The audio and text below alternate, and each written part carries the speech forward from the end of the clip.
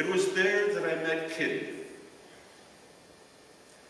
Kitty was a beautiful young Puerto Rican woman who, every time she saw me, would shudder.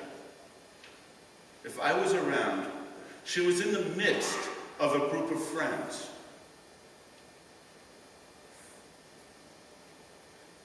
One day, one of her friends came to me and said, "We'd like to talk to you."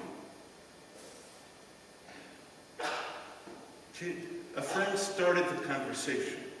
They said, "Kitty wants to tell you a story."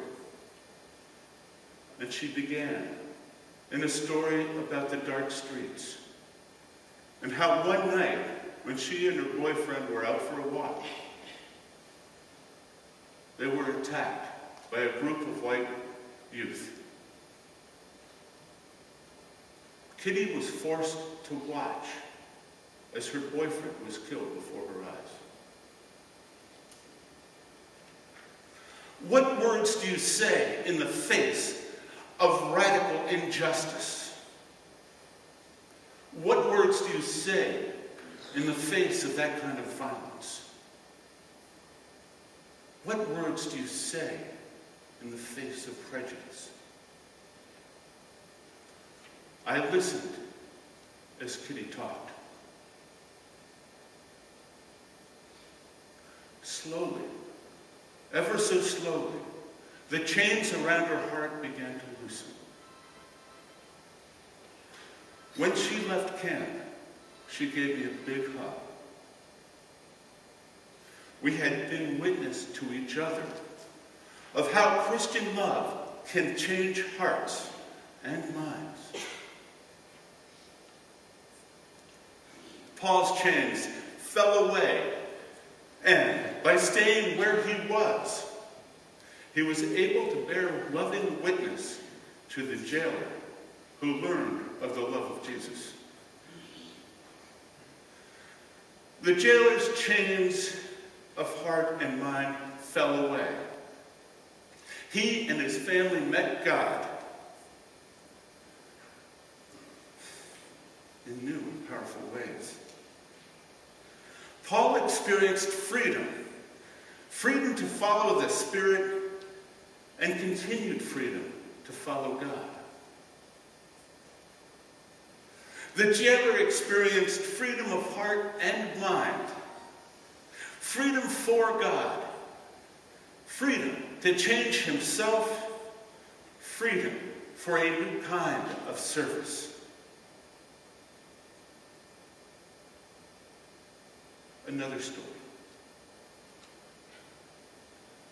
Bruce was a young African-American man from the worst parts of Harlem. It was before the current Renaissance. He was street smart and he was tough. He had to be to survive.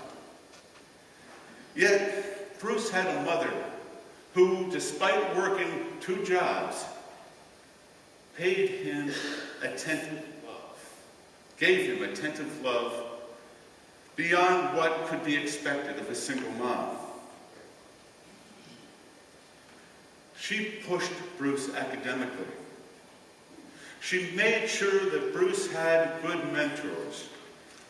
And believe me, she interviewed those mentors rigorously, questioning them and making sure that her son would not only learn from them, but be safe in their care. Bruce was found to be of ready mind, strong intellect, and the mentors found scholarships for him to private schools and then colleges.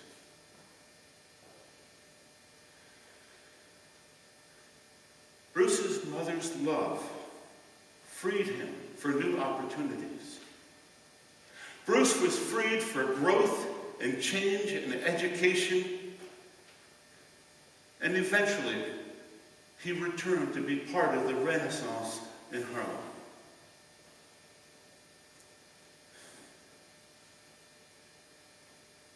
Bruce could never forget the injustices and oppressions of the past. But he could experience freedom for making a difference, freedom for following God, freedom for helping others.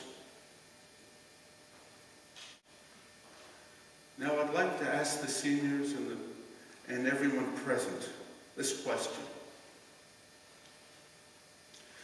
As you move from one stage of life to another, what are you free for? Are you free for God? Are you free from making a difference in this world?